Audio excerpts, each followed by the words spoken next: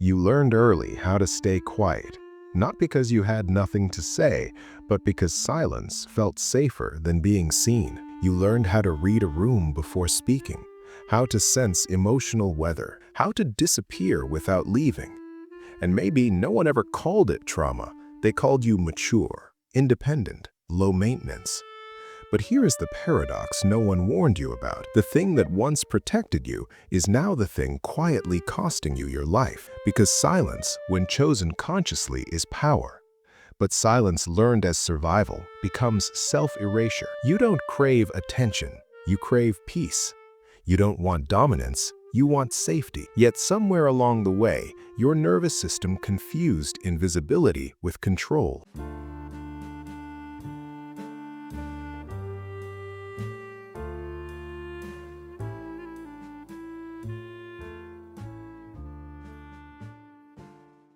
So you learned to hold everything in.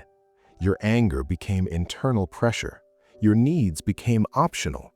Your presence became conditional. And now, as an adult, people underestimate you. They interrupt you. They project onto you. Not because you're weak, but because you learned to make yourself small before anyone else could do it for you. This is not about becoming louder.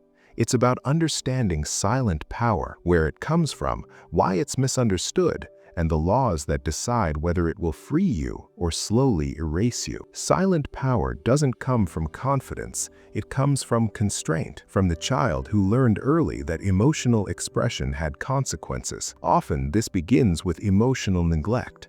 Not loud abuse, not chaos, but absence. Your feelings weren't mirrored, your needs weren't anticipated. Your inner world went largely unseen, so your nervous system learned a simple rule.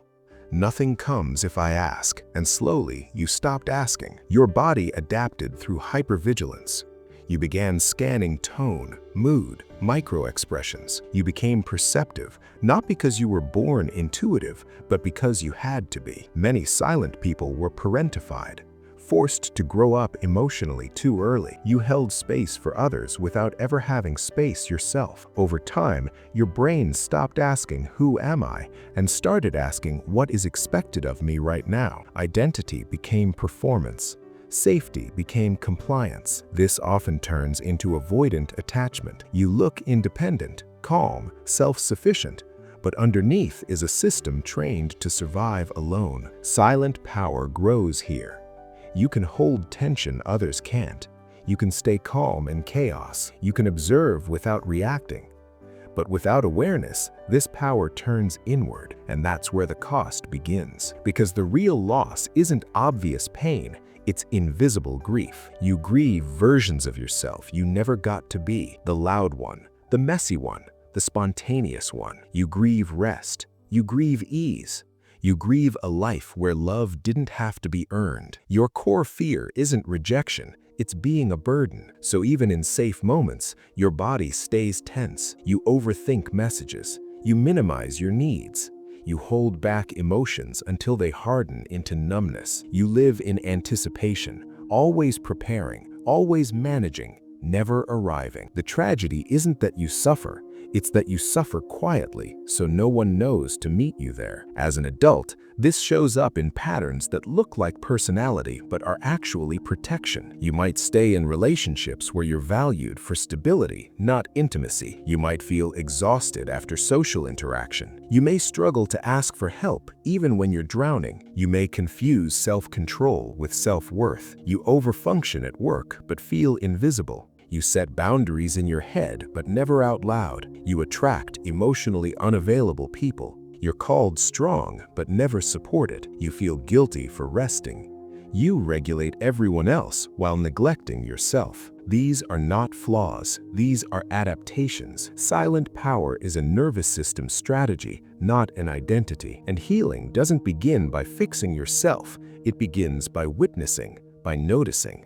By asking, when did I learn that my presence was too much? Whose comfort am I protecting at my own expense? The moment you stop self-gaslighting, the moment you say, "This made sense back then," you start reclaiming choice. Healing silent power doesn't mean becoming louder. It means becoming whole. It starts with reparenting the parts of you that never felt allowed to need. It deepens when you meet the parts of you that learned to disappear and invite them back without judgment. It stabilizes when your nervous system learns that rest is not danger and softness is not weakness. You are not here to survive anymore. You are here to live. Choose moments where you speak, not to explain, but simply to exist. Choose relationships where you don't have to manage the room. Let beauty and fear both move through you without shutting you down. Your silence once kept you safe, but your truth is what will set you free. The goal is not to be fixed, it is to become whole. If this felt like it was speaking directly to you, share it with someone who learned to disappear too. And if you want more honest, grounded explorations like this, subscribe. Healing doesn't happen loudly, but it does happen when it's finally seen.